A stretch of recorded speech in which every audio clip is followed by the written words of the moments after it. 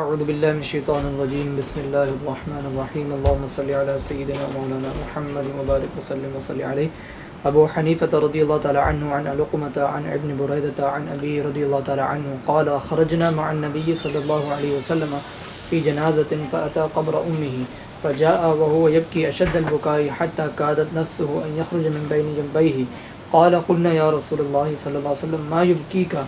قال استأذنت ربي في زيارة قبر أم محمد فأذن لي واستأذنته في الشفاعة فأذن لي واستأذنته في الشفاعة فأبى علي. وفي رواية قال استأذن النبي صلى الله عليه وسلم ربه في زيارة قبر أمه فأذن له فانطلق وانطلق معه المسلمون حتى انتهوا إلى قريب من القبر فمكث المسلمون ومضى النبي صلى الله عليه وسلم فمكث طويلا ثم اشتد بكاؤه حتى ظننا أنه لا يسكن فأقبل وهو يبكي فقال له عمر ما أبكاك يا نبي الله صلى الله عليه وسلم بأبي أنت وأمي؟ قال استأذنت ربي في زيادة قبر أمي فأذن لي واستأذنته في الشفاعة فأبى فبكيت رحمة لها وبكى المسلمون رحمة للنبي صلى الله عليه وسلم. آج بڑا اہم مسئلہ جو ہے اس حدیث پاک میں شروع ہو رہا ہے. بسم اللہ الرحمن الرحیم. حدیث نمبر 195.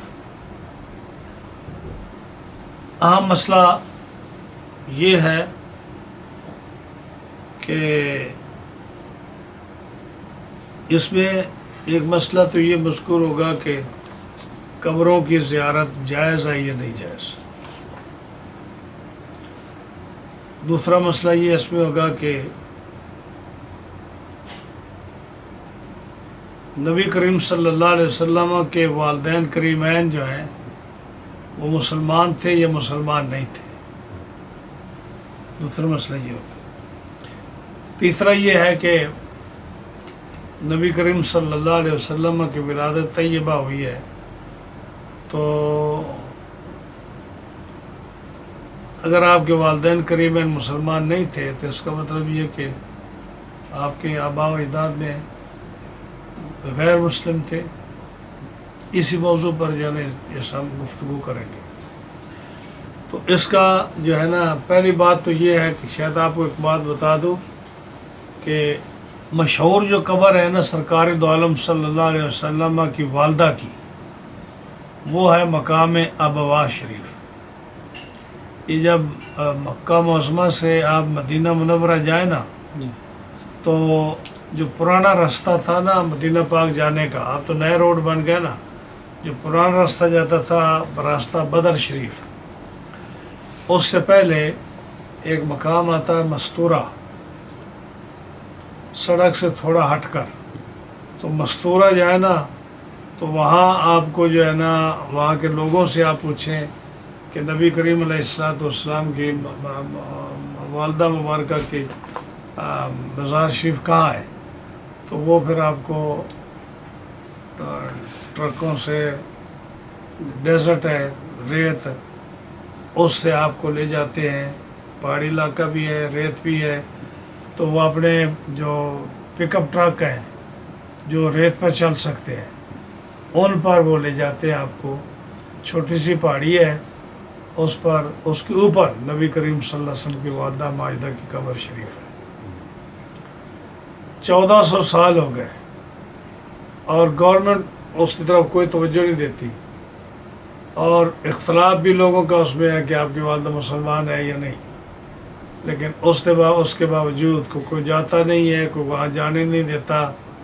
ہاں جی، جیسے موجودہ حکومت ہے وہ وہاں کسی کو جانے نہیں دیتی، لیکن اس کے باوجود اللہ تعالیٰ کے فضل و کرم سے آپ صلی اللہ علیہ وسلم کی والدہ ماجدہ کی قبر شریف جو ہے بالکل اسی طرح لوگ جو ہے جو بھی جائے وہ حاضری دیتا ہے، زیارت کرتا ہے، فاتحہ پڑھتا ہے، تو وہاں پتہ چلتا ہے کہ مزار شریف ہے. تو میں نے بھی حاضری دی ہے وہاں ایک سال. اب تو ابوا شریف میں گیا ہوں اور پہاڑی کے اوپر ہے، الحمدللہ حاضری ہوئی ہے وہاں. اور غلاف شریف بھی اوپر پڑا ہوا تھا، قبروں کو پتھروں کو بھی رنگ کیا ہوا تھا، بعض لوگوں نے جیسے نشانی ہوتی ہے، تو میری حاضری ہوئی ہے وہاں. تو ایک تو یہ ہے کہ ابوا شریف میں ہے. دوسرا آپ نے یہ روایت نہیں سنی ہوگی کہ ایک روایت یہ بھی ہے کہ آپ صلی اللہ علیہ وسلم کی والدہ مائدہ کی قبر مکہ مکرمہ میں ہے، یہ آپ نے نہیں سنا ہوگا، لیکن یہ بہت کم روایت آتی ہے کہ آپ کی والدہ مائدہ کی قبر جو جنت المعلیٰ قبرستان ہے مکہ مکرمہ کا اس میں ہے، کیونکہ بہت کم لوگوں کو اس روایت کا پتہ ہے، لیکن ہے صحیح روایت، اس سے میں آپ کے کوشش گزار کر رہا ہوں کہ آپ کو یہ کبھی پڑھیں تو آپ اس میں حیران نہ ہوں، لیکن زیادہ صحیح یہی ہے کہ جو ابواء شریف میں ہے اسی کی روایتیں زیادہ آتی ہیں کہ آپ کی والدہ کی مزار شریف وہاں ہے۔ اب جو ہے دوسرا مسئلہ یہاں یہ آ گیا کہ صحابی کہتے ہیں کہ ہم حضور صلی اللہ علیہ وسلم کے ساتھ ایک جنازہ میں گئے تو ہم آپ کی قبر پر آئے، قبر شریف آئے تو نبی کریم علیہ السلام وہاں تشریف لائے اور آپ قبر شریف کو دیکھ کر بہت روئے،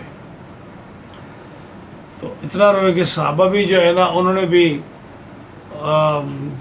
جو ہے وہ بھی رونے لگ گئے، تو آپ نے فرمایا کہ میں نے اپنی والدہ مائدہ کی قبر کی زیارت کی اجازت لی اپنے رب سے، تو رب تعالی نے اجازت دے دی، پھر میں نے استغفار کے لیے اجازت مانگی تو رب تعالی نے اجازت نہیں دی، ٹھیک ہے۔ اب یہاں سے واضح یہ ہوتا ہے جیسے کہ لوگ اس حدیث کے ظاہری معنی اپنے ذہن سے لیتے ہیں، اب حدیث تو اتنی ہے نا کہ اجازت لی تو مل گئی، اب اجازت آگے استغفار کی اجازت مانگی تو نہیں ملی، اب اس کے آگے حدیث یہی، جب حدیث یہی ہے تو اب لوگ اب اپنا ذہن آگے دوڑاتے ہیں، ہاں جی، ذہن جو ہے اب ہر آدمی کا ذہن جو ہے وہ مختلف ہے، تو جس نے نبی کریم علیہ السلام کی والدہ مائدہ کو مسلمان نہیں سمجھا وہ ذہن اس طرف دوڑائے گا کہ جی دیکھو نا آپ نے اجازت مانگی استغفار کی تو آپ نے کہا اجازت نہیں دی، تو اگر وہ مسلمان ہوتی تو حضور کو ان کی قبر کی، ان کی زیارت، ان کی استغفار کی اجازت مل جاتی، یہ اپنا استدلال ہے نا، حدیث کا تو لفظ نہیں ہے۔ اور جن کا ذہن ہے کہ نبی کریم صلی اللہ علیہ وسلم کی والدہ مائدہ مسلمان مومنہ تھی، معاہدہ تھی، وہ کہتے ہیں دیکھو نا جی قبر صلی اللہ علیہ وسلم کی، آپ کی قبر کی اجازت، زیارت کی اجازت مل گئی، اگر وہ مومن ہوتی اجازت نہ ملتی، ٹھیک ہے۔ اور باقی رہا استغفار، کہتے ہیں کہ وہ گناہ گار ہوتی تو استغفار کی اجازت ملتی، جب گناہ ہی نہیں ہے تو استغفار اجازت کیوں ملتی؟ میں یہ دونوں سائڈوں کا ذہن بتا رہا ہوں۔ اب میں آپ کو جو ہے نا ایک فیئرلی بات بتاتا ہوں کہ جو ہے ہمیں سوچنا چاہیے، جو محققانہ بات ہے، تحقیقی بات ہے، میں وہ عرض کرتا ہوں۔ قرآن مجید فرقان حمید میں ہے کہ لا تصلی علی احد منہم مات ابدا ولا تقم علی قبرہ، جب عبداللہ بن ابی بن سلول مرا تو صحابہ منع کرتے رہے کہ اس کے جنازے پر نہ جائیے، یہ منافق ہے، لیکن آپ اس کے جنازے پر بھی گئے، منافق کے جنازے پر، آپ کو تو علم تھا، کئی وہ حرکتیں کر چکا تھا، لیکن آپ جنازے پر گئے، جنازہ پڑھایا، دعا مانگی، اس کو کرتا پہنایا اور جو ہے نا اس کے ساتھ اتنا اچھا سلوک کیا، تھا وہ منافق؟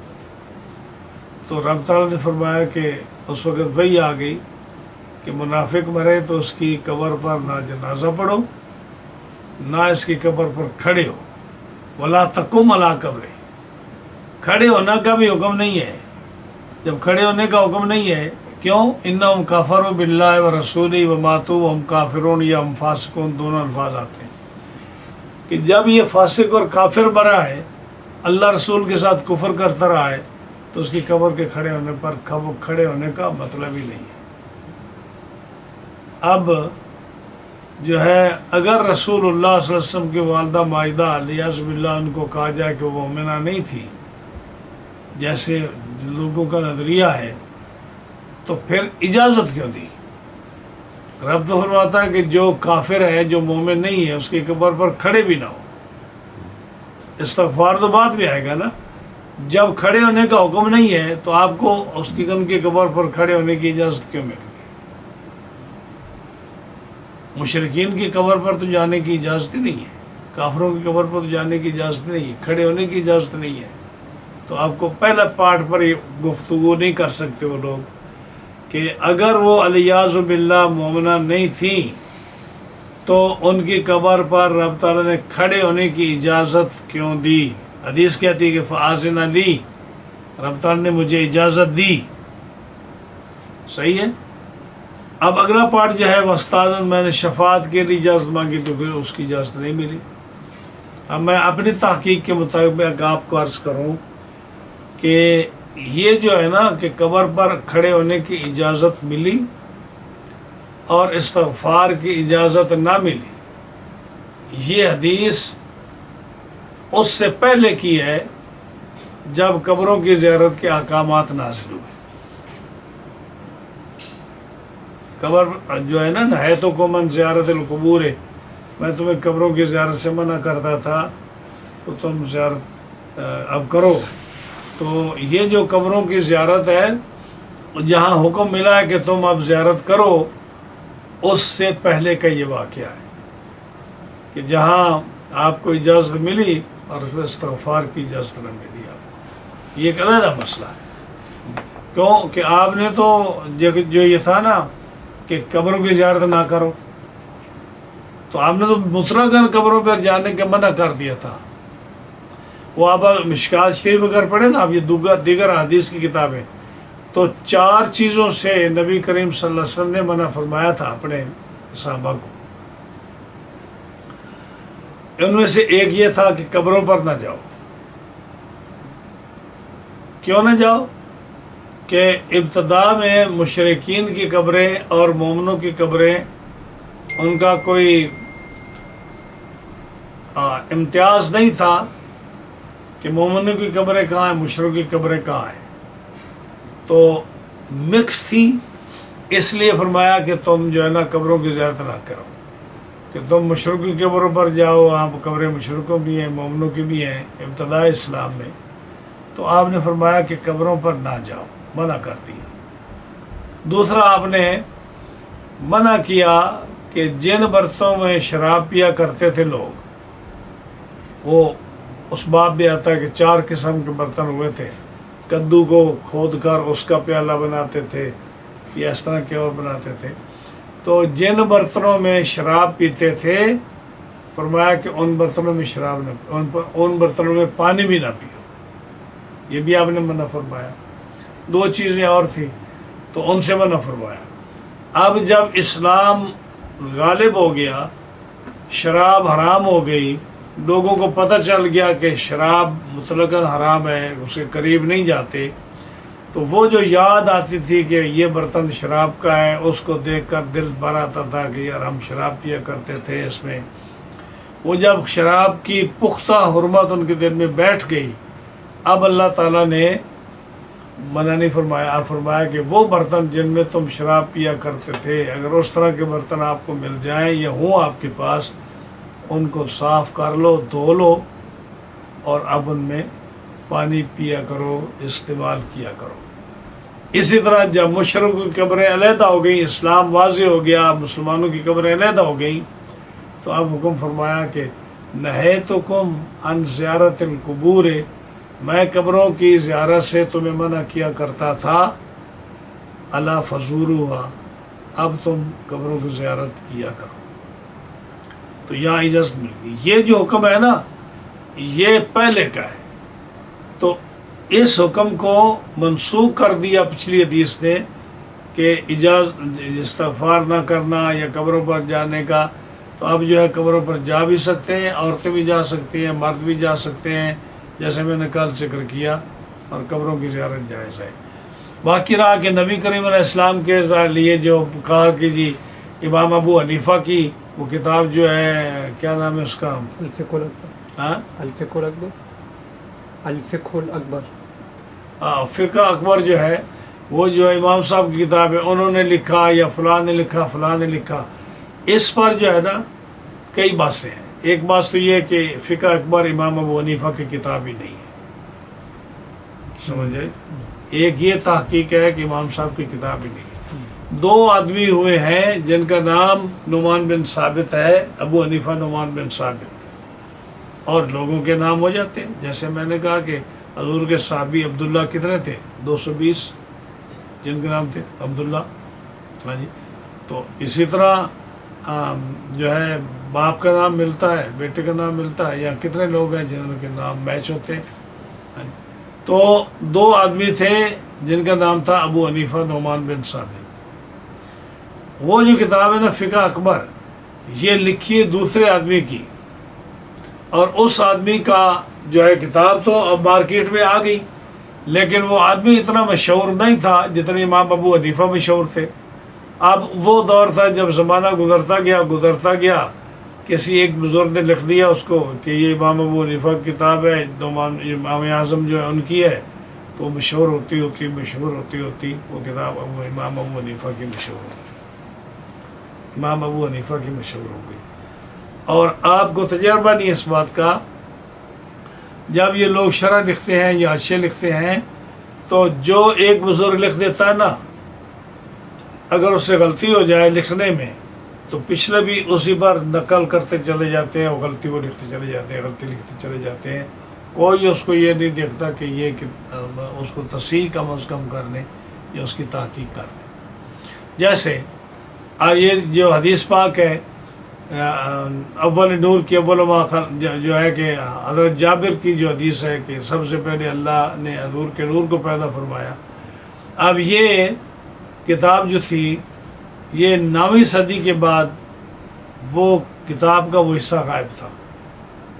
9 صدی 14 صدی 500 سال ہو گئے، مور دین 500 ایئر وہ کتاب ہی اویلیبل نہیں تھی. یعنی مصنف کتاب تو تھی، لیکن جس کتاب میں یہ حدیث ہے جس حصے میں، وہ جو ہے نا چند صفحے وہ غائب تھے. اور لیکن اس کے بعد جتنے محدث آئے سب نے لکھا کہ مصنف میں یہ کتاب ہے، مصنف میں یہ حدیث ہے، مصنف میں یہ حدیث ہے. کیوں کہ دوسرے بزرگوں نے لکھا، صاحب مواہب الدنیا نے لکھا، یا دوسرے کسی نے لکھا، تو چونکہ انہوں نے لکھا آنکھیں بند کر کے اسی کے حوالے دیتے لکھتے کہ مصنف میں ہے، مصنف میں وہ حدیث ہی نہیں ہے کہ وہ غائب تھی. اب 500 سال کے بعد وہ کتاب ملی ہے ایک، اور اس سے پھر چھپ کر آئی ہے کہ وہ حدیث پاک اس مصنف میں ہے. تو لوگ تحقیق نہیں کرتے، لکھتے چلے جاتے ہیں اعتماد کرتے ہوئے. تو جب امام ابو حنیفہ کی وہ کتاب ہی نہیں ہے جس میں وہ لکھا کہ ماتا علی الکفر، وہ دوسرے ابو حنیفہ کی کتاب ہے، تو اب ہمارے پاس کوئی دلائل نہیں ہے کہ ہم یہ ثابت کریں کہ وہ ابو حنیفہ کون تھا. لیکن اتنا تحریریں ملتی ہیں پرانے زمانے کی کہ وہ ابو حنیفہ ایک اور تھا جس کی یہ کتاب تھی، لیکن مشہور نہیں تھا. مشہور یہ امام صاحب تھے، اس لیے کتاب ان کے نام مشہور ہو گئی. ہاں جی. ورنہ کیسے تھا کہ امام ابو حنیفہ جیسا آدمی لکھتا کہ ماتا علی الکفر. ایک تو یہ بات. دوسرا جو ہے ماتا علی الکفر کا دوسری توجیہ علماء نے یہ بیان کی ہے کہ یہاں کسی نے عبارت کم و بیش کر دی، کاٹ دی یا زیادہ کر دی. ماتا علی الکفر، 2 ماں تھے، یعنی نہیں مرے کفر پر.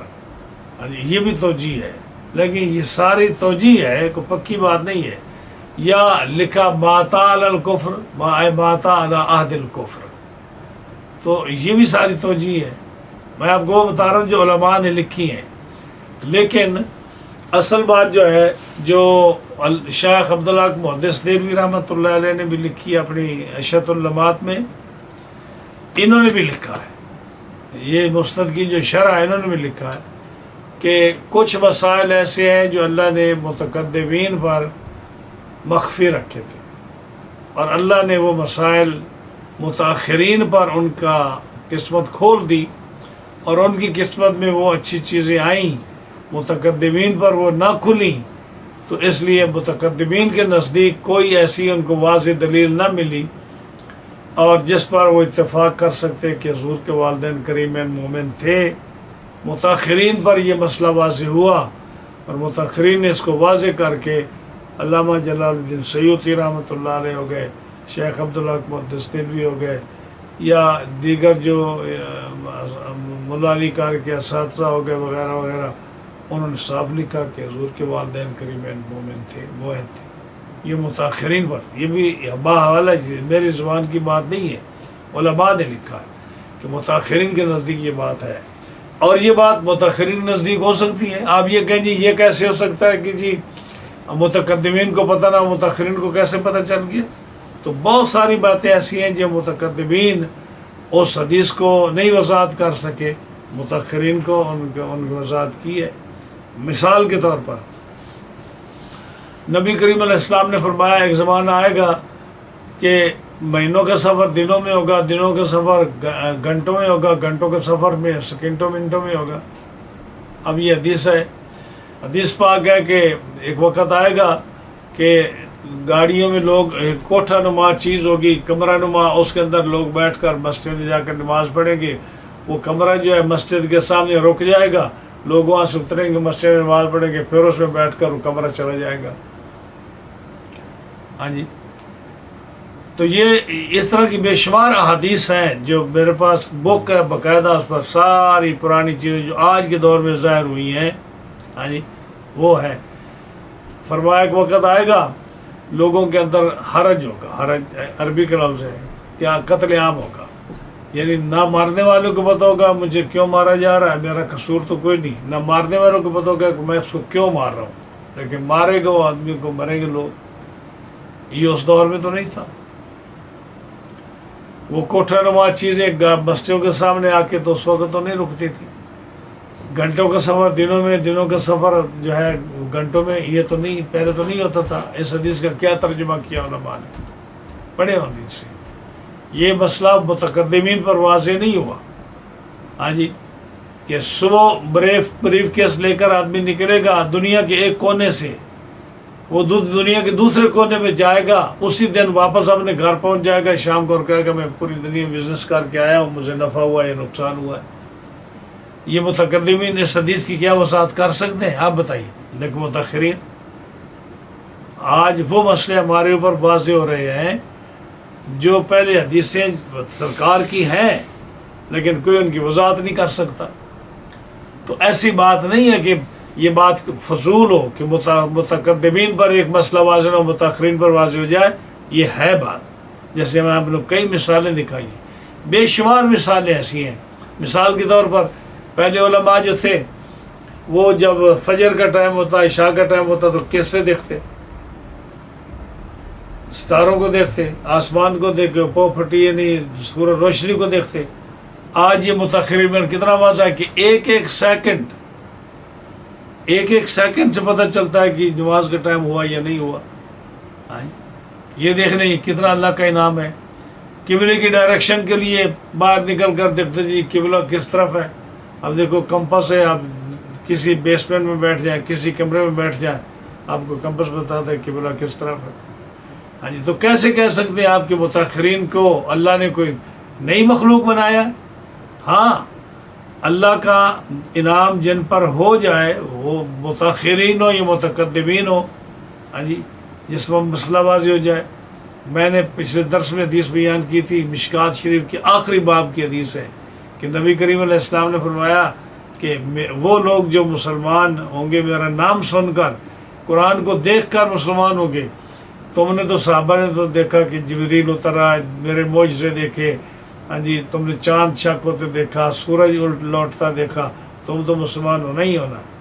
لیکن کمال تو ان لوگوں کا ہے جو صرف میرا نام سن کر اپنی جانیں قربان کر رہے ہیں اور اسلام لا رہے ہیں. تو متاخرین ہی ہے نا. تو ان پر کتنا ان کا جو ہے اللہ حضور صلی اللہ علیہ وسلم نے ان کی شان بیان کی. تو اس لیے نا متقدمین پر یہ مسئلہ واضح نہیں ہوا، متاخرین نے اس کو واضح کیا. اب اس میں دیکھیے شیخ عبداللہ محدث دہلوی رحمۃ اللہ علیہ محدث ہیں، ان کے کتنا بلند مقام ہے. انڈیا میں علم حدیث وہ لائے ہیں اور ان کو محقق الاطلاق شیخ محقق بولتے ہیں، بڑا مقام بلند ہے. علامہ جلال الدین سیوطی جو ہے یہ 9ویں صدی کے مجدد ہیں اور شیخ عبداللہ 10ویں صدی کے مجدد ہیں. عام انسان نہیں ہے. اعلیٰ حضرت 14ویں صدی کے مجدد ہیں. پھر اس کے بعد دیکھیں آپ جو علامہ ابن حجر حتمی ہیں، مولا علی قاری کے استاد ہیں، وہ کتنے بڑے محدث ہیں. ہاں جی. پھر جو سید گیسو دراس جو چشتیہ سلسلے کے بہت بڑے بزرگ ہیں، ان کی تفسیر ہے جن کا شیخ عبداللہ محدث دہلوی نے حوالہ دیا ہے کہ حضور کے والدین جو تھے ان کو نبی کریم علیہ السلام نے زندہ فرمایا اور ان کو مسلمان کیا. پھر جو میر عبدالواحد برگرامی ہیں، یہ غالباً 12ویں یا 11ویں صدی کے ایک مجدد ہیں. ان کو انہوں نے اپنی کتاب ثنا ناول میں لکھا کہ ابو طالب کو اور حضور کے والد کو، حضور کی والدہ کو نبی کریم علیہ السلام نے زندہ کیا اور ان کو مسلمان کیا. تو اب یہ بزرگ وہ ہیں جو صدیوں کے مجدد ہیں، عام انسان نہیں ہیں.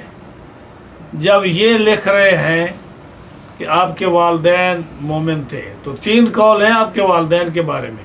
پہلا قول تو یہ ہے کہ ان کو نبی کریم علیہ السلام نے زندہ فرمایا، ان کی قبر پر گیا ان کو زندہ کیا، یا جیسے وہ صاحب تفسیر جو سید گیسو دراز نے لکھا ہے، شیخ صاحب نے لکھا ہے کہ جبریل آپ کے پاس آئے اور آپ مغموم تھے، تو جبریل نے ان کو لے کے باہر پہاڑ کے اوپر، تو سارا جو ہے نا ماحول آپ نے دیکھا، قیامت تک آنے والی قبروں وغیرہ کا سب دیکھا، آپ نے ماحول دیکھا. تو آپ نے جو ہے نا وہاں آپ کو اجازت ملی کہ اپنے والدین کریمین کو اور چچا ابو طالب کو بلاؤ. تو آپ نے بلایا اور وہ زندہ ہو کر آئے آپ کے پاس تینوں، اور آپ نے ان کو کلمہ پڑھایا، کلمہ پڑھا کے امت میں داخل کیا. اب وہ کلمہ پڑھانا اس لیے نہیں تھا کہ وہ موحد نہیں تھے، وہ زندہ کر کے کلمہ پڑھانا اس لیے تھا کہ آپ کی امت میں داخل ہو جائے، اس لیے کلمہ پڑھایا. ورنہ ان کے والدین کے وقت تو کسی نبی کی رسالت اور نبوت ہی نہیں تھی، ان پر تو حکم ہی نہیں تھا لاگو اس بات کا. تو ان کو زندہ کیا کلمہ پڑھانے کے لیے. ایک یہ قول ہے کہ ان کو زندہ کیا گیا، کلمہ پڑھایا گیا، اور پھر وہ واپس چلے گئے. تو ان کو زندہ یعنی مومن بنا کر کے، مومن تو تھے پہلے لیکن ان کو امت میں داخل کرنے کے لیے آپ کو کلمہ پڑھایا گیا. ایک یہ قول ہے. دوسرا قول یہ ہے کہ آپ کے والدین جو تھے وہ ملت ابراہیمی پر تھے. ملت ابراہیمی پر ہونے کا مطلب کیا ہے کہ جو موحد تھے شرک وغیرہ نہیں کرتے تھے. تو ملت ابراہیمی پر جتنے بھی لوگ جو شرک نہیں کرتے تھے اور موحد تھے، ان پر عذاب نہیں ہے، ان پر عذاب نہیں ہے، ان پر کسی قسم کی گرفت نہیں ہے جو ملت ابراہیمی پر تھے. اور یہ تو آپ کو پتا کہ نبی کریم علیہ السلام جو تھے وہ ابھی پیدا نہیں ہوئے، حضرت عبداللہ کا وصال ہو گیا. تو اسلام تو آیا ہی نہیں ہے ان کی زندگی میں. والدہ جو تھی وہ آپ چند سال کے تھے، والدہ وصال فرما گئی، تو اسلام ابھی آیا ہی نہیں. تو کیسے آپ کہہ سکتے ہیں جی وہ مسلمان نہیں تھے؟ وہ ملت ابراہیمی پر تھے. اور اگر آپ دیکھنا چاہیں تو حضرت آمنہ کا جب وصال ہوا تو جو آپ نے اشعار کہے حضرت آمنہ نے حضور کو سامنے بٹھا کر، اس میں صاف بات ہے کہ آپ ہل کے نبی بنیں گے، حرم کے نبی ہوں گے. آپ مجھے ایک ایسا بیٹا ملا کہ قیامت تک میرا نام زندہ رہے گا. آپ ابراہیم کے مذہب پر ہیں، ہم بتوں پر جو گوشت ذبح کیے جاتے ہیں جانور، آپ اس کو نہیں کھاتے. ہاں جی، یہ سارے اشعار جو ہیں یہ بتاتے ہیں کہ آپ کی والدہ موحدہ تھی، اور اس وقت اتنا ہی کافی تھا کہ اللہ ایک ہے، اس کی توحید پر اقرار اور بتوں کا انکار، اللہ واحد کی عبادت جتنی بھی. اب وہ دور تو وہ تھا کہ عیسیٰ علیہ السلام، موسیٰ علیہ السلام، ان انبیاء کو اجازت نہیں تھی کہ وہ مکے میں آ کر یا عرب میں آ کر اپنا اسلام پھیلائے، کیونکہ ان کو کہا کہ تم بنی اسرائیل کے نبی ہو، عرب کے ساتھ تمہارا کوئی تعلق نہیں. یہی وجہ ہے کہ ابراہیم علیہ السلام کے بعد یہود و نصارہ کا زور جو رہا وہ فلسطین اور اس علاقے میں رہا. عرب کے لوگوں کو موسیٰ علیہ السلام، عیسیٰ علیہ السلام کو فالو کرنے کا حکم ہی نہیں تھا. ان کو حکم نہیں تھا کہ تم آ کر ان کو کلمہ پڑھاؤ، کیونکہ وہ ان کے نبی تھے. ان کے نبی جو تھے ابراہیم علیہ السلام تھے، اور یہ فطرت کا زمانہ تھا، اس زمانے میں کوئی نبی نہیں آیا. تو ان کا عقیدہ کیا تھا کہ صرف جو ہے نا اللہ کی توحید پر ایمان لیا. دوسرا یہ قول ہے. تیسرا یہ قول ہے کہ یہ فطرت کے دور میں تھے. فطرت کے دور پھر وہی بات آ جاتی ہے جس میں کسی نبی پر کسی نبی کا کلمہ پڑھنا ضروری نہیں ہوتا، ایون ابراہیم علیہ السلام کا بھی، اور کسی رسول کا کلمہ پڑھنا ضروری نہیں ہوتا. صرف اللہ کی توحید اور سارے نبیوں پر کہ جو بھی اللہ نے نبی بھیجے ان پر ایمان ہے. دس ہے کیا حضرت آمنہ حضرت عبداللہ کا کوئی ایسا قول دکھائیں کہ آپ نے خدا کا انکار کیا ہو، یا کسی بت کو سجدہ کیا ہو، یا انہوں نے کسی مشرکانہ کو فعل کیا ہو، آپ دکھا دیں. تو جب تینوں قولوں میں دین ابراہیمی پر ہوں، دین فطرت پر ہوں، یا رسول صلی اللہ علیہ وسلم نے آپ کو زندہ کر کے امت میں داخل کیا ہو، یہ تینوں قولوں میں آپ موحد ثابت ہوتے ہیں اور آپ مومنہ ہیں. یہ تین باتیں متقدمین نے اس پر بحث کی ہے، لیکن متاخرین سب یہ کہتے ہیں کہ آپ مومن اور موحد اور مسلمان تھے.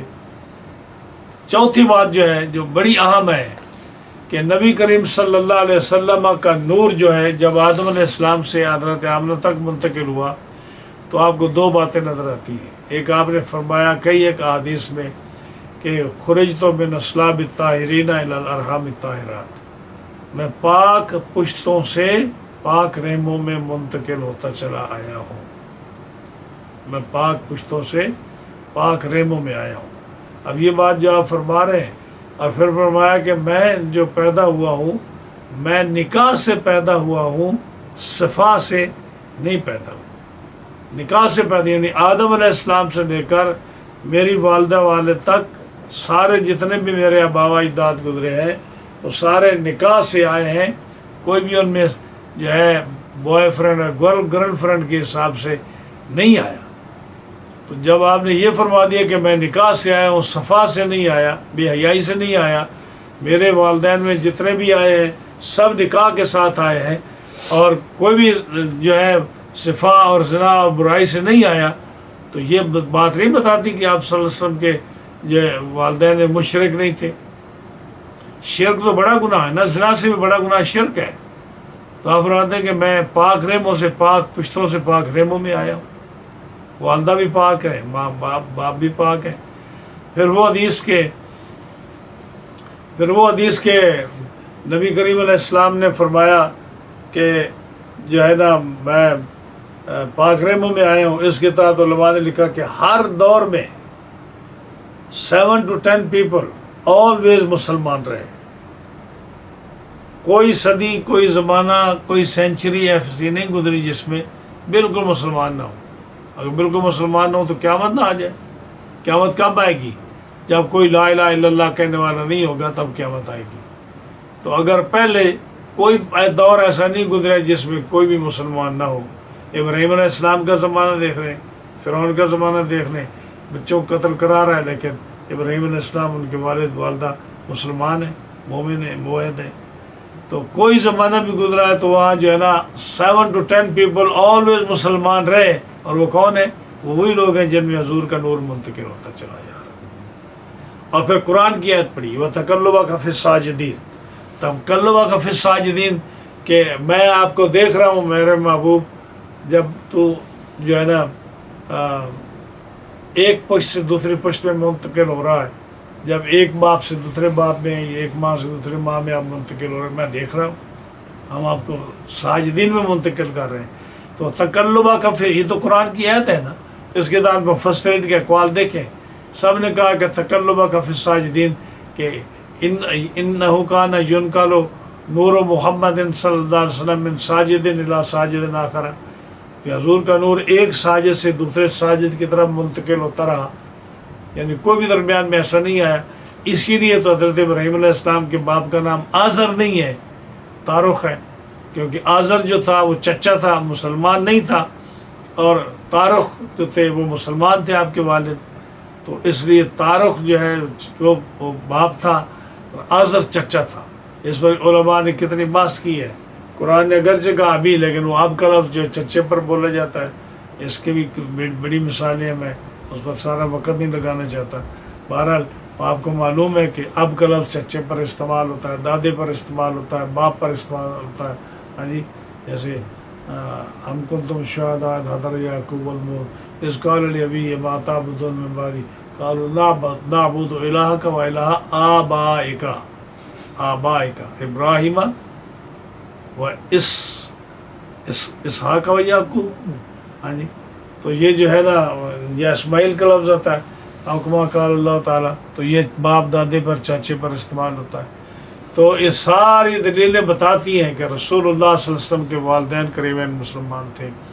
پھر آپ یہ بتائیے یہ کون سا کمال آپ کر رہے ہو کہ عیسیٰ علیہ السلام کے گدھے کو اور جو ہے اصحاب کہف کے کتے کو، یونس علیہ السلام کی مچھلی کو، صالح علیہ السلام کی اونٹنی کو تو آپ جنتی کہہ رہے ہو، جو ایک ساتھ کے لیے، چند دنوں کے لیے، چند گھنٹوں کے لیے، 40 دن کے لیے جن کے اندر نبی بیٹھے، اور جس پاک جسم میں 9 مہینے رسول اللہ صلی اللہ علیہ وسلم رہے، ان کو آپ کتنے بے دردی سے کہتے ہو کہ وہ جہنم میں جائیں گے. یہ آپ کا کتنا بڑا علم ہے جو آپ اس طرح کے علم پھیلا رہے ہیں لوگوں میں. ہاں جی، وہ تو نور جس پاس جگہ سے گزرتا گیا وہاں روشنی ہوتی گئی ظاہری طور پر بھی. تو یہ کیسے ہو سکتا ہے کہ والدین کریمین جو ہیں ان کے درمیان یہ نور چلتا پھرتا رہے، اور عبد المطلب کے پیشانے میں نور چمکے، حرم شریف بچ جائے، کعبہ بچ جائے ابرے کے حملہ سے.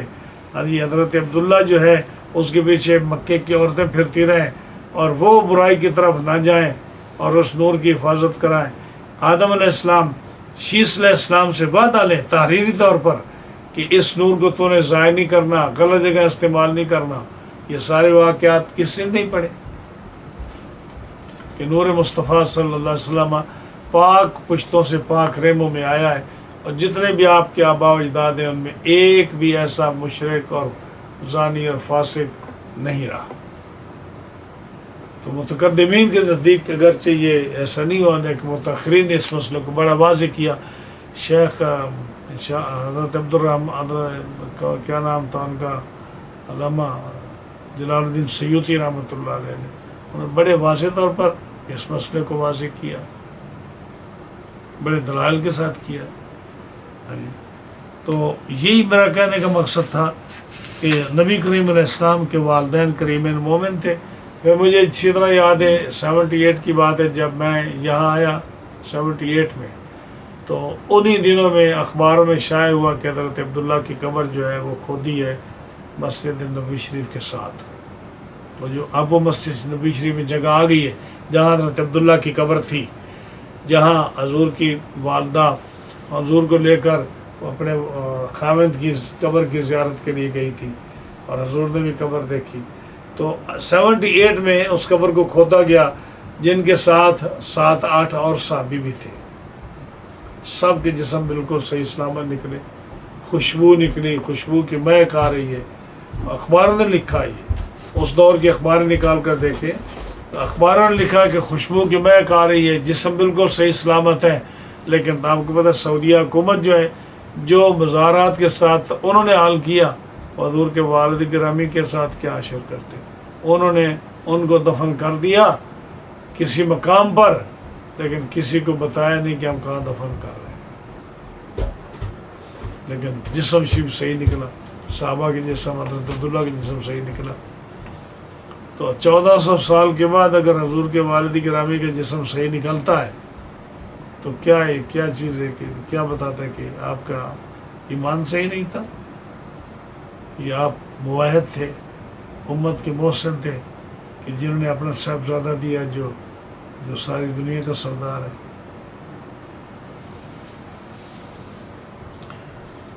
ابو حنیفہ رضی اللہ تعالیٰ حضرت امام صاحب حضرت علقمہ سے روایت کرتے ہیں، وہ ابن بریدہ سے روایت کرتے ہیں، وہ اپنے باپ سے روایت کرتے ہیں کہ ہم نکلے رسول اللہ صلی اللہ علیہ وسلم کے ساتھ ایک جنازہ میں، فاتا آپ آئے اپنی والدہ کی قبر پر. اب یہ دیکھو نا، اب یہ حدیث میں تھوڑا سا غور کرو کہ حضور کہاں رہتے تھے اس وقت،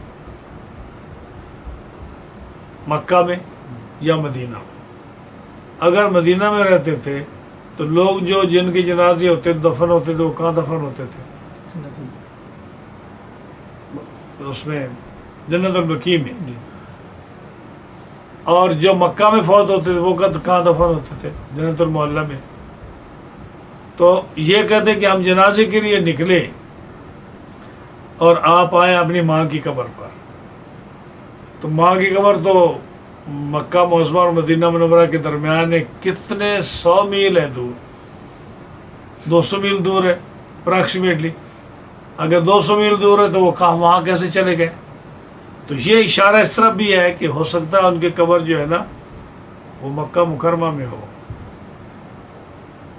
جب جنازے پر آئے, دفن کیا, تو اپنی والدہ کی قبر پر آئے. تو اگر آپ نے جنازہ پڑھایا ہے شہر میں, مکہ میں پڑھایا یا مدینہ میں پڑھایا, تو ابوا میں کیسے پہنچ گئے؟ ابوا تو 200 میل دور ہے. یہ کہہ رہے ہیں کہ ایک جنازہ پڑھایا اور جنازے پر آ کے پھر آپ جو ہے نا اپنی ماں کی قبر پر آئے. تو اس کا مطلب یہ ہے کہ جو قبر جو تھی نا وہ مکہ مکرمہ میں تھی, جیسے میں نے آپ کو ایک قول نقل کیا. اور اگر وہ نہیں ہے تو دوسری صورت یہ ہے کہ اللہ تعالیٰ نے آپ کی والدہ کی قبر سامنے ظاہر کر دی اور آپ جہاں بھی تھے لوگوں نے دیکھا کہ آپ کی قبر ہے. دوسری صورت یہ ہو سکتی ہے آپ آئے وہ یبکی اشد البکا, اور آپ نے جب ماں کو یاد کیا تو ماں کو یاد کر کے بہت زیادہ آپ روئے, اتنا روئے حتیٰ قادت نفسہ ان یخرج من بین جنبیہ, قریب تھا کہ آپ کا روح مبارک جو ہے آپ کے پسلیوں اور پہلوؤں سے نکل جائے. یعنی اتنا روئے آپ کہ بے ہوشی طاری ہونے لگی, قریب تھا کہ آپ کا جو ہے نا وصال ہو جائے. قال قلنا یا رسول اللہ, ہم نے عرض کیا یا رسول اللہ صلی اللہ علیہ وسلم ما یبکی کا, آپ کیوں رو رہے ہو, آپ کیا چیز آپ کو رلا رہی ہے؟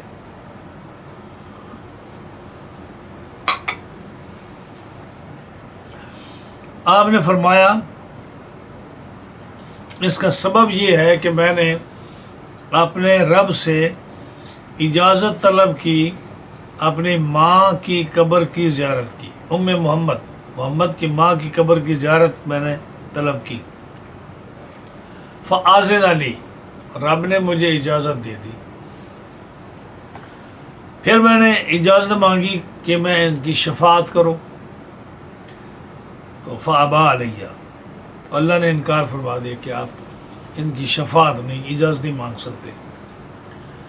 وفی روایت, ایک روایت یہ ہے کہ میں استاذن النبی ہو, نبی کریم علیہ السلام نے اپنے رب سے اجازت مانگی اپنی والدہ کی قبر کی زیارت کی, تو اجازت دے دی رب تعالیٰ نے. فانطلق, اور آپ چل پڑے. وانطلق المسلمون مع المسلمون, مسلمان بھی آپ کے ساتھ چل پڑے. حتیٰ کہ جب اجازت جو مل گئی, جب قبر کے قریب پہنچے, مسلمان رک گئے اور نبی کریم علیہ السلام چلتے رہے. یہ بھی ایک ادب کا مقام ہے کہ جب حضور کی والدہ کی قبر آئی تو حضور چلتے گئے اور صحابہ رک گئے. آج بھی دیکھو نا کہ جو بزرگوں کی عورتوں کی قبر ہے, ہاں جی, تو وہاں لوگ مرد نہیں جاتے, مردوں کی قبر پر جاتے ہیں, بزرگوں کی عورتوں کی قبر پر وہ نہیں جاتے.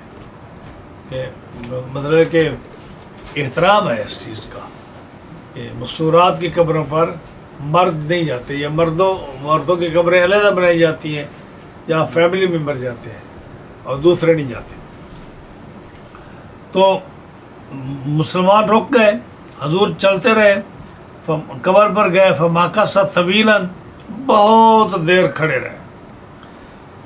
اگر وہ مشرکہ الیاذ باللہ ہوتی تو آپ زیادہ دیر کیوں کھڑے رہتے؟ تھوڑی دیر رکنا تھا. آپ کیوں کھڑے رہے زیادہ جب آپ اللہ کے نبی ہیں اور وہ جو ہے اللہ کے دین کی اور اللہ کی توحید کی منکرہ ہیں, تو کیوں دیر کھڑے رہیں؟ تو زیادہ دیر کھڑے رہنا, آپ کا اجازت ملنا, آپ کا وہاں اتنا سفر کر کے جانا, یہ بتاتا ہے کہ وہ مومنہ موحدہ تھی. ثم اشتد بکاؤ, پھر بہت زیادہ روئے. حتیٰ ظننا, حتیٰ کہ ہم نے گمان کیا کہ یہ چپ نہیں کریں گے. فاقبالا, پھر واپس آئے, یعنی ہماری تو توجہ کی, وہ جب کی اور آپ رو رہے تھے.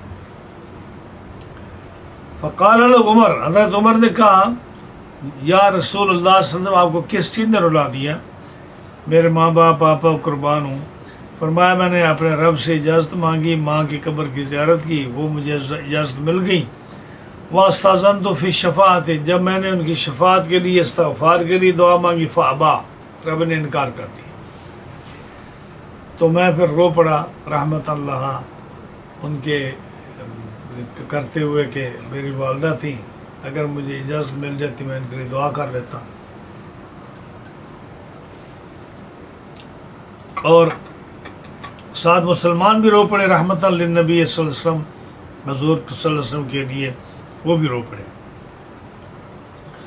اب یہاں دیکھیے کہ آپ کا اجازت مانگنا اللہ تعالیٰ سے اور آپ کا قبر پر رکنا اور بہت دیر رکنا، یہ بتاتا ہے اس چیز کا کہ آپ کی والدہ محترمہ مرحومہ جو تھی وہ معاہدہ تھی، ساری دلیل اس بات کی۔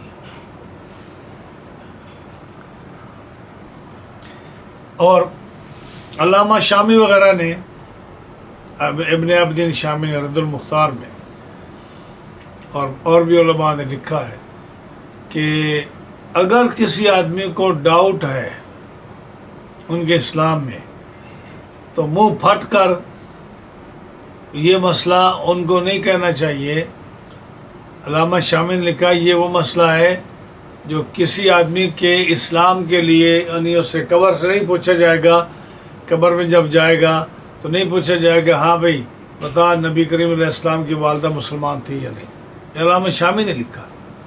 تو جب یہ مسئلہ ایسی ضروریات دین سے نہیں ہے کہ آپ کو پوچھا جائے اس کے بغیر انسان کا ایمان مکمل نہ ہو، تو فرمایا کہ کیوں اپنے منہ کو گندا کرتے ہو ایسی باتیں کر کے جس سے نبی کریم علیہ السلام کو تکلیف ہوتی ہے۔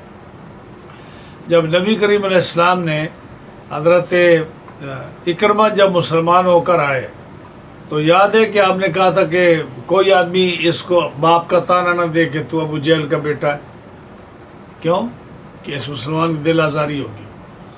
جب حضور ابو لہب کی بیٹی مسلمان جو تھی مدینہ منورہ میں، اس کو کس نے کہا کہ جو ہے ابو لہب کی بیٹی جہنم، کیوں اس کا آتا ہے تبت یدا ابی لہب وتب ما اغنی عنہ مالہ وما کسب سیصلی نارا ذات لہب وامرأۃ حمالۃ الحطب۔ جب ان کو کہا کہ تو ان کی بیٹی ہے جن کو جو جہنمی ہے اس کی بیٹی ہے، تو اس نے آ کر حضور سے شکایت کی، تو آپ ممبر پر گئے، آپ نے فرمایا لوگوں کو میری قربت کا خیال نہیں ہے کہ وہ اس کو میرے چچا کا طعنہ دیتی ہیں کہ وہ مسلمان نہیں تھا وہ جہنمی تھا، تو لوگوں کو میری قربت کا خیال نہیں ہے، اس کی وجہ سے اس مسلمان میری کزن کو ایذا دیتے ہیں۔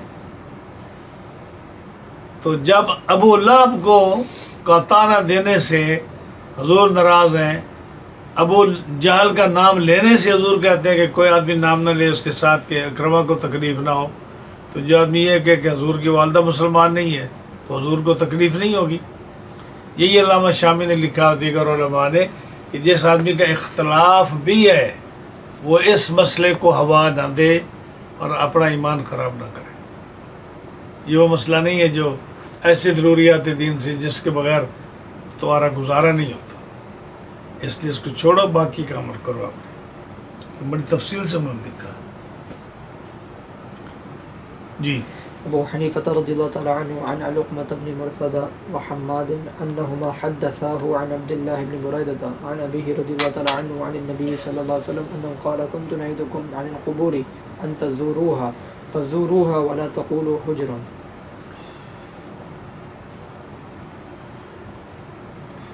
یہ حضرت ابو حنیفہ امام صاحب حضرت علقمہ بن مرثد سے اور حماد سے روایت کرتے ہیں، ان دونوں نے مرثد اور حماد نے حدیث بیان کی حضرت عبداللہ بن مسعود سے، انہوں نے عبداللہ بن بریدہ سے، تو حضرت عبداللہ نے بریدہ سے روایت کی، انہوں نے نبی کریم صلی اللہ علیہ وسلم سے روایت کی کہ فرمایا کہ میں تمہیں قبروں کی زیارت سے منع کرتا تھا، کیوں کہ وہ مشرکوں کی قبریں اکٹھی تھیں، مسلمانوں کی تو فرق نہیں لگتا تھا، تو اب کیا کرو ان تزوروها، اب زیارت کیا کرو۔ ہاں جی، اب انتظر میں منع کرتا تھا کہ انتظروہا کہ تم ان کی زیارت کرو، لیکن اب کیا فزوروہا اب زیارت کیا کرو. یا اس لیے کہ لوگوں کے والدین مسلمان نہیں بھرے تھے نا، تو لوگ پھر اپنے والدین مشرکین کی قبروں پر جاتے تھے، اپنے والدہ والد کی قبر پر. تو حضور نے منع کر دیا کہ قبروں کو زیارت کیا ہی نہ کرو. جب مسئلہ واضح ہو گیا اور مسلمان مرنے لگ گئے، ان کے قبرستان ہو گئے، ان کی قبریں ہو گئی، تو پھر آپ نے کہا آپ زیارت کیا کرو. ہاں جی. وَلَا تَقُولُوا حُجْرًا، اور نہ کہو حجرن کا کیا معنی کیا، یعنی اب زیارت کرو اور زبان پر وَلَا تَقُولُوا حُجْرًا، زبان پر برے کلمات نہ لاؤ، کہ جیسے وویلا کرتے ہیں یا گالیاں میں دیتے ہیں. اگر دشمنی ہے میت سے تو اس کو گالیاں نہ دو، اور اگر تمہارا عزیز ہے تو ہائے ہائے وائے وائے وویلا نہ کرو جیسے نوحہ کرتے ہیں، یہ نہ کرو، بیان نہ کرو. جی. ابو حنیفة رضی اللہ تعالی عنہ عن علقمة عن ابن بریدة عن ابیہ رضی اللہ تعالی عنہ قال كان النبي صلی اللہ علیہ وسلم اذا خرج الى المقابر قال السلام على اهل الديار من المسلمين وإنا ان شاء الله بكم لاحقون نسأل الله لنا ولكم العافیة. امام صاحب حضرت علقمہ سے وہ حضرت ابن بریدہ سے، اور ابن بریدہ اپنے باپ بریدہ سے روایت کرتے ہیں کہ نبی کریم صلی اللہ علیہ وسلم جب مقابر کی طرف، قبرستان کی طرف جاتے، جیسے جنت البقیع یا اس کے علاوہ، تو کیا کہتے؟ السلام علی اہل الدیار من المسلمین وانا انشاءاللہ بکم لاحقون نسأل اللہ لنا ولکم العافیہ. مختلف الفاظ آتے ہیں. السلام علیکم یا اہل القبور من المؤمنین والمؤمنات والمسلمین والمسلمات انتم لنا سلف ونحن لکم تبع وانا انشاءاللہ بکم لاحقون.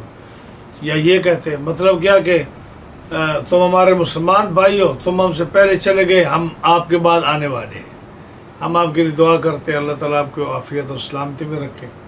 اپنے لیے بھی دعا کرتے ہیں، تمہارے لیے بھی دعا کرتے ہیں. تو یہ مختلف الفاظ ہیں. تو کیا کہتے ہیں؟ السلام اے اہل دیار، مسلمانوں کے اہل دیار. کافروں پر یہاں کوئی دعا نہیں ہے، کافروں پر دعا نہیں ہے. وَلَنَا وَإِنَّا انشاءاللہ بکم، اور ہم بھی اللہ نے چاہا تو ہم بھی آپ کے ساتھ ملنے والے ہیں. ہم اپنے لیے بھی اور تمہارے لیے بھی عافیت کی دعا مانگتے ہیں. اب یہ اس پر تو بڑا زور ہے کہ جی حضور کی والدہ مسلمان نہیں تھی، اس لیے ان کو اجازت نہیں ملی شفاعت کرنے کی. بھائی کھڑے ہونے کی تو اجازت ملی نا، اور تم جو اگر مشرکین کے قبروں پر اگر پھول چڑھاتے ہو، جتنے بھی حکومت کے بڑے بڑے کرندے ہیں، ہاں جی، جب وہ آتے ہیں نا کسی ملک کا وزٹ کرتے ہیں آفیشلی طور پر، تو قائد اعظم کے مزار پر ان کو جانا پڑتا ہے نا، چاہے کوئی بھی ہو، چاہے وہ قبروں کو مانتا ہو نہ مانتا ہو، چینی ہو، امریکی ہو، کوئی بھی ہو، یہودی ہو، عیسائی ہو. تو ان کو حضرت داتا صاحب کے نام ہے اس کا، محمد علی جناح کے مزار پر جاتے ہیں کیونکہ وہ پاکستان کے مانی ہیں. جب واشنگٹن آتے ہیں تو واشنگٹن کی قبر پر نہیں جاتے ہیں نا، جانا پڑتا ہے. جب انڈیا جاتے ہیں تو نہرو اور ان کی جو ہے نا ان کے جو نشان بنے ہو تو ان کو تو جلا دیا انہوں نے، لیکن وہاں جاتے ہیں. جب سعودیہ جاتے ہیں تو یہ ان کی قبروں پر جاتے ہیں. تو وہاں کیا ہوا یہ مسئلے کا کیا چکر ہے؟ وہاں کیوں نہیں کہتے کہ قبروں پر جانا حرام ہے؟ خاص کر مشرکوں کی قبروں پر، جن کو جو ہندو ہیں اور جو عیسائی یہودی ہیں ان کی قبروں پر کیوں جاتے ہیں؟ جا کر پھول چڑھاتے. تو وہاں مسئلے کا کوئی اعتراض نہیں ہے ان کو. اور یہاں نبی حدیثیں آ رہی ہیں کہ نبی کریم علیہ السلام کی والدہ جو تھی، ان کو جب فوت ہوئی تو انہوں نے پوری ہسٹری ہے کہ انہوں نے اشعار ایسے پڑھے جو توحید پر دال ہیں اور فطرت کے زمانے میں فوت ہوئی ہیں. علماء نے ان کو لکھا ہے کہ جو وہ مومنہ موحدہ ہیں، تو کیسے کہہ دیتے ہیں کہ مسلمان نہیں ہیں؟ پھر یہاں کے قبروں کی زیارت جو ہے، فرمایا کہ تم قبروں کی زیارت کیا کرو. جو پچھلی حدیث ہے اس میں یہاں عورتوں کا بھی حکم ہے. احناف کے نزدیک، حنفیوں کے نزدیک کیا ہے کہ عورتوں کے لیے جواز ہے کہ عورتیں قبر پر جا سکتی ہیں، کیوں یہ جو کہا نا فزوروہا، قبروں کی زیارت کرو، جیسے مردوں کے لیے نہیں ہے. جیسے حکیم الصلاۃ میں حکیم مذکر کا صیغہ ہے نا، تو عورتوں کی نماز پڑھتی ہیں۔ جب عورتوں کو حکم نہیں ہے حکیم الصلاۃ مردوں کے لیے، تو عورتوں کی نماز پڑھتی ہیں؟ نہیں، وہ مردوں کے تابع ہیں۔ اسی طرح یہاں بھی عورتیں مردوں کے تابع ہیں، زغروہ میں وہ بھی قبروں پر جا سکتی ہیں، لیکن اگرچہ ان کا منع ہے، کیونکہ وہ کیا ہے، ان کا دل نرم ہوتا ہے، وہ بیان کرتی ہیں، الفاظ ایسے استعمال کرتی ہیں جس سے جو منع ہے، اس لیے نہ جائیں تو بہتر ہے۔ لیکن اگر کوئی عورت جو ہے وہ جانا چاہے اور وہ بیان وغیرہ نہ کرے تو اس کے لیے جائز ہے۔ جی کتاب الزکاة ابو حنیفۃ رضی اللہ تعالی عنہ عن عطاء عن ابن عمر رضی اللہ تعالی عنہما قال قال رسول اللہ صلی اللہ علیہ وسلم الرکاز ما رکزہ اللہ تعالی فی المعادن الذي ينبت فی الارض۔ یہاں ایک اور مسئلہ جو ہے، اب نیا مسئلہ شروع ہو رہا ہے، کتاب الزکوٰۃ۔ اسلام کے 5 بنیاد ہیں، بنیادی اصول ہیں نا، 5 پلر ہیں۔ پہلے شہادت اللہ الہ الا اللہ وان محمد عبدہ ورسولہ، اللہ اور اس کے رسول کی شہادت، یہ پہلا کلمہ ہے۔ دوسرا کیا ہے؟ اقام الصلاۃ، نماز کا قائم کرنا۔ تیسرا کیا ہے؟ ایتاء الزکاۃ، زکوٰۃ جو ہے۔ تو زکوٰۃ جو ہے یہ تیسرا پلر اسلام کا ہے، اس لیے کتاب زکوٰۃ کا ذکر کیا۔ اب زکوٰۃ کے دوسرے مسئلوں میں اختلاف نہیں ہے کہ 2.5% جو ہے نا وہ دینا پڑتا ہے ہر 40 کے بعد $1، اور وہ زکوٰۃ کا مسئلہ ہر ایک کو معلوم ہے، نہ امام شافعی، مالک، احمد حنبل اور کسی کے اختلاف نہیں ہے، کیونکہ صاف حدیثوں میں آتا ہے۔ جس چیز میں اختلاف ہے امام صاحب کا اور دیگر شوافع کا، اس کو ذکر کر رہے ہیں۔ اور وہ کس کو ذکر کر رہے ہیں؟ رکاز کا۔ رکاز کیا ہے؟ رکاز کی پہلے تعریف سن لیں۔ یعنی ایک ہے دفینہ، جو کسی کو مال ملا، سونے کی اشرفیاں ملی، چاندی ملا، سونے کی ایسی چیزیں ملی، تو آدمی نے اس کو دفن کر دیا۔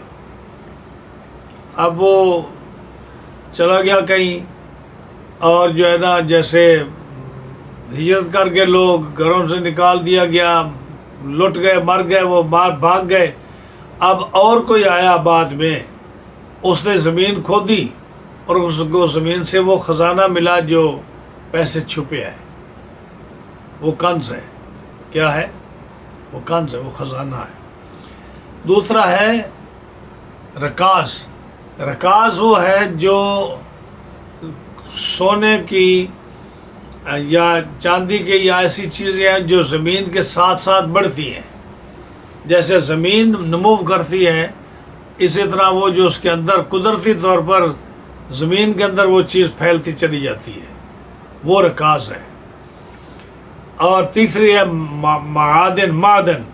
معدن وہ ہے جو کانیں ہوتی ہیں پہاڑوں میں کانیں ہوتی ہیں، 3 چیزیں۔ ایک معدن ہو گئی جو سونے کی یا چاندی کی یا کوئلے کی کانیں ہیں، ایک رکاز ہے جو زمین کے اندر ہے، اور جیسے زمین بڑھتی ہے یا کھیتی بڑھتی ہے، اسی طرح زمین کے ساتھ ساتھ وہ بھی بڑھتی ہے۔ تیسرا جو ہے کنز ہے، خزانہ، جو زمین کے اندر کسی نے چھپا کر رکھا، اب اور کسی کو مل گیا۔ تو امام صاحب کا اور امام شافعی مالک کا اختلاف اس میں ہے۔ امام شافعی اور امام مالک رحمۃ اللہ علیہ کہتے ہیں کہ یہ جو رکاز ہے یا جو کنز ہے، اس کے اندر زکوٰۃ ہے 2.5%۔ امام اعظم رحمۃ اللہ علیہ کہتے ہیں کہ یہ جو رکاز ہے یہ زمین کی طرح ہے، جیسے مال غنیمت ہوتا ہے، اور مال غنیمت میں 5واں حصہ ہوتا ہے، خمس۔ وَاعْلَمُوا أَنَّمَا غَنِمْتُم مِّن شَيْءٍ فَأَنَّ لِلَّهِ خُمُسَهُ۔ تو جان لو کہ جو غنیمت ہے وہ اللہ رسول کے لیے ہے، اور اس کا کتنا حصہ ہے؟ 5واں حصہ۔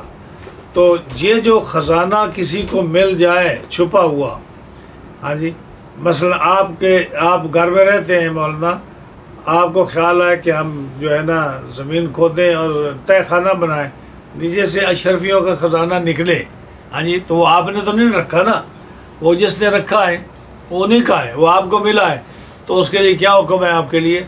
اس میں 2.5% نہیں دینا آپ نے، خمس دینا ہے، 5واں حصہ. سمجھے مسئلے کو؟ امام شافعی اور امام مالک رحمۃ اللہ علیہ کہتے ہیں کہ کتنا حصہ دے؟ 5واں نہیں، خمس تو حنفیوں کا نظریہ ہے، سمجھے نہیں آپ؟ 2.5% دے، 40واں حصہ. 40.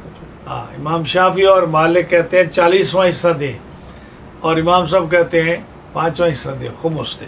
یہ اختلاف ہے. اب جو ہے نا لوگ یہ کہتے ہیں کہ دیکھو جی یہ نماز ایسے ہاتھ پان کے پڑھنا اور ایسے کرنا، یہ صرف نماز کے مسئلے نہیں ہیں، یہ پوری شریعت کے مسئلے ہیں. اب یہ دیکھو رکاز کا مسئلہ، کبھی کس نے آپ نے کسی کی زبان سے سنا؟ ان کے فرشتوں کو بھی نہیں پتہ رکاز کیا ہوتا ہے. تو یہ اماموں کا اختلاف جو ہے یہ پوری فقہ میں احادیث کی روح سے ہے کہ نبی کریم علیہ السلام نے کہاں کیا فرمایا، اس کے مطابق یہ مسئلہ چلتا ہے. اب رکاز میں آگے روزوں میں آئے گا، آگے حج میں آئے گا. یہ صرف نماز کی بات نہیں ہے کہ جگہ دیجیے آپ ہاتھ چھوڑ کے پڑھتے ہیں، کوئی ہاتھ کھول کے پڑھتا ہے جی، کوئی آمین اونچی کہتا ہے، کوئی نیچے کہتا ہے، کوئی رفع یدین کرتا ہے، کوئی نہیں کرتا.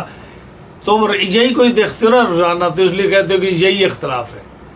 اختلاف تو امام شافعی اور امام مالک کا اور امام ابو حنیفہ کا اور امام احمد بن حنبل کا پورے دین میں ہے، کیونکہ حضور کی حدیثیں پورے دین میں ہیں. تو جیسے جیسے حدیثیں کسی کو ملی انہوں نے اجتہاد کیا، جہاں تک کسی کا علم کام کیا انہوں نے اس سے اختلاف کیا. تو صرف نماز روزے کا آپ کو پتہ ہے تو آپ مولویوں کو بدنام کرتے ہیں. دیکھو جی نماز روزے کے لیے کوئی چھوڑ کے پڑھتا ہے، کوئی باندھ کے پڑھتا ہے، کوئی اونچی آمین کہتا ہے، کوئی نیچے کہتا ہے، کوئی رفع یدین کرتا ہے، کوئی نہیں. تیرا علم یہیں تک ہے کہ دونوں دیکھیں یہی کچھ ہے. اب دیکھیں مسئلے آگے آ رہے، جو حدیث آ رہی ہے ہر مسئلے میں ائمہ کا اختلاف ہے، اور ہر مسئلے میں دونوں طرف حدیثیں ہیں. امام شافعی کی طرف بھی حدیثیں ہیں، امام مالک کی طرف بھی حدیثیں ہیں، ابو حنیفہ کی طرف بھی حدیثیں ہیں، احمد بن حنبل کی طرف بھی حدیثیں ہیں. نہیں ہیں تو انہوں نے حدیث سے استدلال کیا ہے. حدیث سے باہر تو امام صاحب گئے ہی نہیں. ہاں جی، تو کیا مسئلہ کیا ہوا کہ احناف کے نزدیک خمس ہے اور امام شافعی کے نزدیک 40واں حصہ ہے، 2.5%. تو دونوں کے پاس حدیثیں ہیں، دونوں کے پاس حدیثیں ہیں. امام صاحب رحمۃ اللہ علیہ کے پاس بھی حدیثیں ہیں اور امام شافعی کے پاس بھی حدیثیں ہیں. امام صاحب کے بعد حدیثیں ہیں عن جابر رضی اللہ تعالیٰ عنہ، عبداللہ بن مسعود سے حدیث ہے، فرمایا پھر رکاز الخمس، رکاز جو ہے اس میں 5واں حصہ ہے. یہ حدیث پاک ہے. اور امام شافعی کی حدیث دیکھیے، حضرت بلال بن حارث مزنی، ہاں جی، ان کی حدیث تھی کہ رسول اللہ صلی اللہ علیہ وسلم نے ان کو وہ زمین دی. اس حدیث سے انہوں نے ثابت کیا کہ حدیث میں اس میں کیا ہے، 40واں حصہ ہے. پھر اس کا جواب بھی ہے. ہاں جی، امام صاحب کہتے ہیں کہ وہ حدیث منقطع ہے، یعنی وہ حضور تک پہنچتی نہیں ہے حدیث، اس لیے ہم اس پر عمل نہیں کرتے. ہم مرفوع حدیث پر عمل کرتے ہیں جو حضور تک پہنچتی ہے. تو امام صاحب کے دلائل بڑے معتبر ہیں ہر مسئلے میں، جیسے آپ شروع سے سنتے آ رہے ہیں امام صاحب کے دلائل بہت معتبر ہیں. تو کیا فرمایا امام صاحب نے حضرت عطا، اپنے استاد عطا بن ابی رباح سے، انہوں نے حضرت عبداللہ بن عمر سے رضی اللہ عنہما، قال رسول اللہ، کہ نبی کریم صلی اللہ علیہ وسلم نے فرمایا الرکاز ما راکزہ اللہ تعالی، رکاز وہ ہے جس کو اللہ نے پیدا کیا معادن میں، یعنی پہاڑوں میں، الذی ینبت فی الارض، جو پیدا کرتا ہے زمین میں.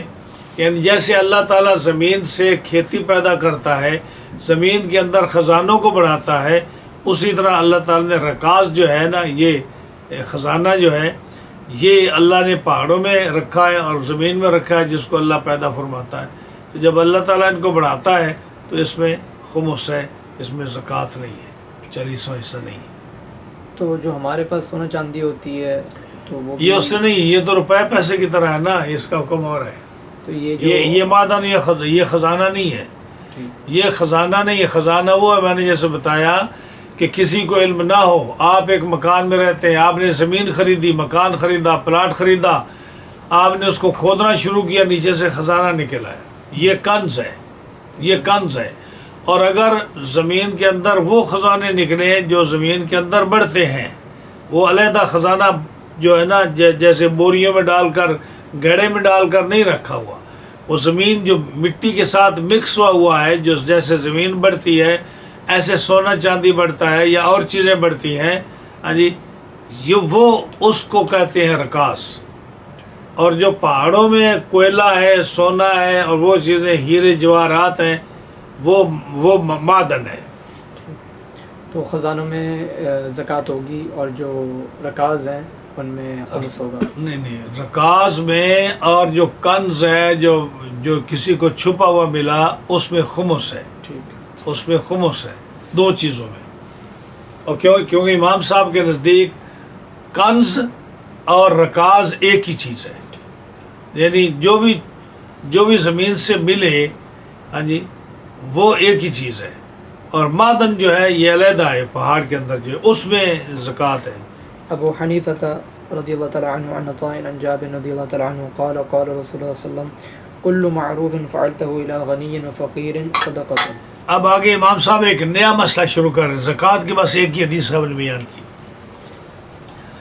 آگے صدقے کا مسئلہ آ گیا کہ امام صاحب حضرت عطاء بن ابی رباح سے حضرت جابر سے روایت کرتے ہیں کہ نبی کریم علیہ السلام نے فرمایا کل معروف، ہر وہ معروف مشہور کام جو فعلت ہو الی غنی و فقیر، جو کسی غنی کی طرف یا فقیر کی طرف کے لیے کیا جائے وہ صدقہ ہے. یعنی ہر وہ معروف کام کہ مشہور ایک آدمی جو ہے وہ اپنے کسی غنی یا کسی فقیر کو اس کے ساتھ بھلائی کرتا ہے، ہر بھلائی کا کام جو کسی کے ساتھ کرتا ہے وہ کیا ہے؟ صدقہ ہے.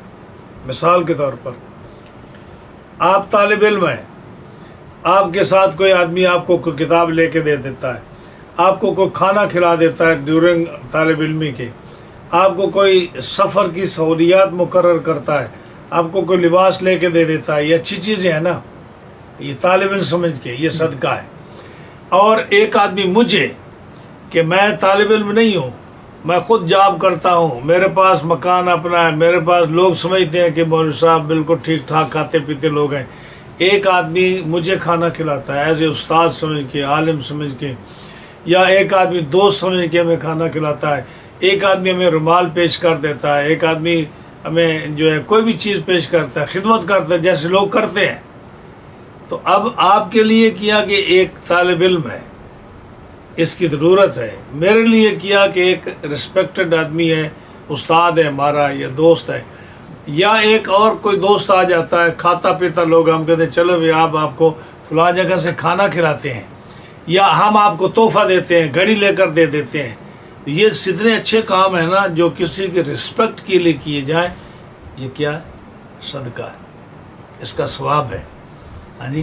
اب آپ نے تو ایک امیر آدمی کو خدمت کی، اگر آپ کی نیت یہ ہے کہ میرا یہ دوست ہے میں اس کی عزت کرتا ہوں، اگر میرا استاد ہے میں اس کی عزت کرتا ہوں، یا یہ میری بیوی ہے تو میں چلو آج اس کو خوش کر دیتا ہوں، اس کو کھانا کھلا دیتا ہوں، سونے کا ہار لے کے دے دیتا ہوں، میں اس کو کوئی اچھے کپڑے لے کے دے دیتا ہوں. اب ہے تو اس کا فرض نا، کیونکہ نکاح کیا ہے اس نے، خرچہ تو اس کے ذمہ ہے. لیکن اگر وہ محبت سے کوئی بھی ایسا کام کرتا ہے بیوی کے ساتھ، باپ کے ساتھ، بھائی کے ساتھ، انکل کے ساتھ، پڑوسی کے ساتھ، کوئی بھی مسلمان جو ہے امیر آدمی یا غریب ہے، ان کی اچھی نیت کے ساتھ کسی کی بھی خدمت کرتا ہے، کھانا کھلاتا ہے، تحفہ دیتا ہے، ہاں جی، اس کو کوئی بھی مہنگی چیز یا سستی چیز لے کے دیتا ہے اچھی نیت سے، یہ کیا ہے؟ صدقہ. اس کا ثواب ہے. یہی بتانا چاہتے ہیں کہ یہ اس کا ثواب ہے. ابو حنیفة رضی اللہ تعالی عنہ عن حماد عن ابراہیم عن الاسود عن عائشة رضی اللہ تعالی عنہ قالت تصدق على بريرة بلحم فرآه النبي صلی اللہ علیہ وسلم فقال هو لها صدقة ولنا هدیة. یہاں ایک بہت بڑا مسئلہ امام صاحب حل کرنا چاہ رہے ہیں. مسئلہ ایک بہت بڑا اہم ہے، وہ یہ ہے کہ چیزوں کی حیثیت بدلنے سے حکم بدل جاتا ہے. چیزوں کی حیثیت بدلنے سے حکم بدل جاتا ہے. مثال کے طور پر آپ سید کو زکوٰۃ نہیں دے سکتے کہ سید پر زکوٰۃ حرام ہے، کہ بنی ہاشم کو آپ صدقہ نہیں دے سکتے، صدقہ واجبہ. اب یہ بھی ایک سمجھ لیں، ایک صدقہ واجبہ ہوتا ہے کہ نافلہ ہوتا ہے. صدقہ نافلہ یہ ہے جیسے میں نے پہلے کہا کہ دوست کو کھانا کھلا دو، دوست کو پگڑی دے دو، دوست کو گھڑی دے دو، دوست کو گاڑی دے دو، دوست کو کھانا کھلا دو. اب اگر کوئی سید یا بنی ہاشم ہے وہ آپ کے پاس آئے تو آپ جو ہے نا اس کو کہتے ہیں کہ چلو شاہ جی آپ کو کھانا کھلائیں، چلو یہ آپ کو ایک رومال لے کے دیتے ہیں، آپ کو پگڑی لے کے دیتے ہیں، آپ کو سوٹ لے کے دیتے ہیں، ہاں جی، تو یہ سید کو دینے کا حرام نہیں ہے، یہ صدقہ نافلہ ہے۔ جیسے بیوی کو کھلاؤ تو بیوی آپ کی امیر ہے تو وہ صدقے کی مستحق نہیں ہے، لیکن آپ اس کو کھانا کھلاؤ، کپڑا لے کر دو، چوڑیاں لے کر دو، سستی چیز لے کر دو، مہنگی چیز لے کر دو، ایز لانگ اچھی نیت سے دو تو وہ صدقہ ہے، اگرچہ آپ نے نکاح کر کے اپنے گلے خود ڈالی ہے وہ، اور آپ کے ذمہ ہے اس کا خرچہ، میری بات سمجھ رہے ہیں نا، آپ کا خرچہ، اس کا ذمہ خرچہ آپ کے ذمہ ہے، لیکن اللہ تعالیٰ نے ایسا کرم کیا، وہ فرماتا ہے کہ جب رسپیکٹ کے ساتھ، عزت کے ساتھ تم کسی کے ساتھ اچھی نیت سے، یہ معروف کہا نا، کل معروف ہے، ہاں جی، کل معروف ہے، اچھی نیت کے ساتھ، اچھے ارادے کے ساتھ آپ نے کیا، آپ کو اس کا ثواب ملے گا، چاہے آپ کی ذمہ داری کیوں نہیں۔ بچے ہیں، آپ کے بچے ہیں، اگر آپ نہیں ان کو پالیں گے تو کون پالے گا؟ آپ کا پالنا فرض ہے، لیکن آپ کو ثواب ملتا ہے، یہی اللہ فرماتا ہے۔ تو اسی طرح سادات کرام ہیں، ان کو صدقہ دینا حرام ہے، لیکن آپ اگر کھانا کھلاتے ہیں، ان کو خدمت کرتے ہیں تو یہ بھی ثواب ہے، ان کے لیے حرام نہیں ہے۔ لیکن صدقہ واجبہ جو ہے، آپ ان کو زکوٰۃ نہیں دے سکتے، آپ ان کو جو ہے نا ایسی صدقہ جو نظر مانی ہوتی ہے وہ آپ نہیں دے سکتے، کیونکہ یہ صدقہ فطر نہیں دے سکتے۔ اب اگر سید جو ہے وہ غریب ہے، اس کے حالات اچھے نہیں ہیں، تو آپ چاہتے ہیں کہ اس کی عزت بحال رہے، تو خاموشی سے آپ دینا چاہتے ہیں، تو اس کا یہ طریقہ ہے کہ آپ کسی غریب آدمی کو زکوٰۃ دے دیں، صدقات دے دیں، جو بھی دے دیں۔ اب جب وہ مالک بن جائے گا نا اس زکوٰۃ کا، اب وہ اس کے قبضے میں آ جائے گی، اب وہ زکوٰۃ نہیں رہے گی، ٹھیک ہے؟ اب وہ جو غریب آدمی ہے، جو اتنے ہزاروں ڈالر آپ سے لے کر امیر بن چکا ہے، اب اس میں جو 5,000 وہ سید صاحب کو دے دے تو وہ زکوٰۃ نہیں ہے، وہ اس کا اپنا مال ہے۔ یا وہ اب جو ہے نا پہلے فقیر تھا، اب زکوٰۃ کا مال اس کے پاس آیا، اب وہ دعوت کرتا ہے سارے محلے کی، آپ کو بلاتا ہے، مولانا صاحب کو بلاتا ہے، تو یہ نہیں کہہ سکتے تیرا زکوٰۃ کا مال ہے، اب کیوں کھائیں؟ جب اس نے قبضہ کر لیا تو اس کے ملک کے بدلنے سے، یعنی پہلے مالک اور تھا امیر آدمی، اب یہ غریب مالک ہوا، ملک کے بدلنے سے حکم بدل گیا۔ اس پر امام صاحب دلیل دیتے ہیں، فرمایا امام صاحب حضرت حماد سے، وہ حضرت ابراہیم سے، وہ حضرت اسود سے، حضرت ام المومنین عائشہ صدیقہ رضی اللہ تعالیٰ عنہا سے روایت کرتے ہیں، فرماتی ہیں کہ تو سد دیکھا علی بریرتن، بریرہ ایک لونڈی تھی حضرت مائی صاحبہ کی، جو گھر میں خدمت کیا کرتی تھی، اس بریرہ لونڈی کو کسی نے صدقے کا گوشت دیا، اب اس نے پکایا تو اس کی خوشبو بڑی آ رہی تھی دور دور تک، تو حضور صلی اللہ علیہ وسلم گھر تشریف لائے تو آپ کو خوشبو گوشت کی آئی، تو گوشت آپ کو پسند تھا گوشت کے لیے، تو آپ نے فرمایا نا کہ سید الطعام لحم، جو سارے طعاموں کا سردار جو ہے نا وہ دال نہیں ہے، وہ کیا ہے؟ گوشت ہے۔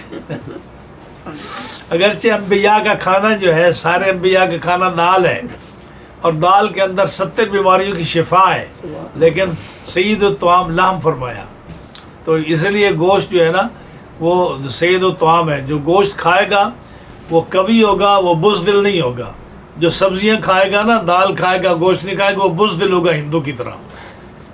تو سید الطعام لحم فرمایا، گوشت کے کھانے والا جو ہے نا، اس لیے حکم ہے، ایک مسئلہ بھی آپ کو بتا دو کہ گوشت کنٹینیوسلی نہیں کھانا چاہیے، منع ہے۔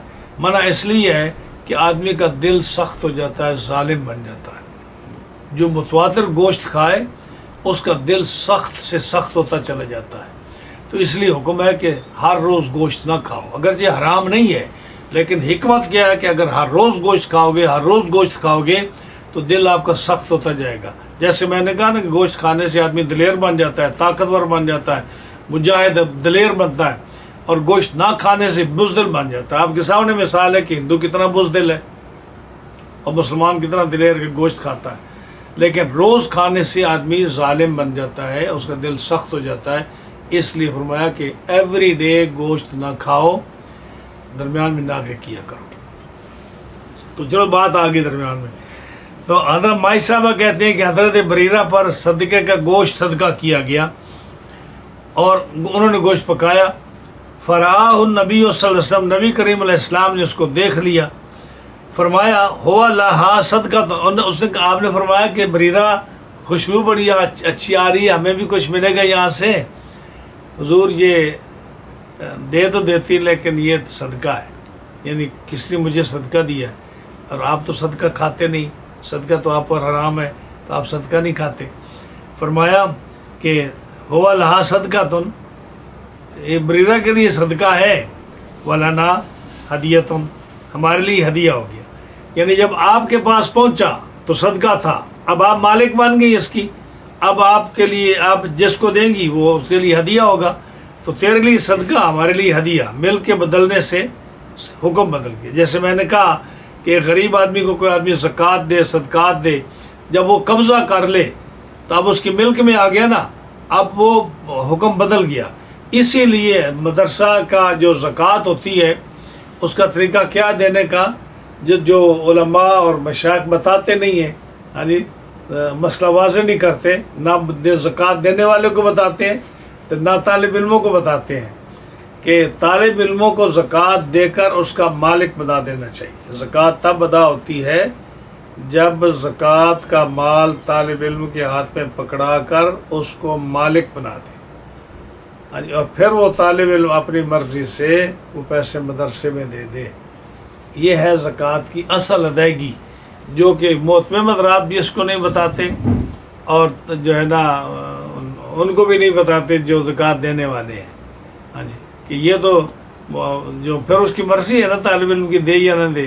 ہاں جی، تو کوئی ایک بھی اکڑ جائے اگر لاکھ روپیہ زکوٰۃ کا لے کر، تو محتمم صاحب کیسے نکلوا سکیں گے.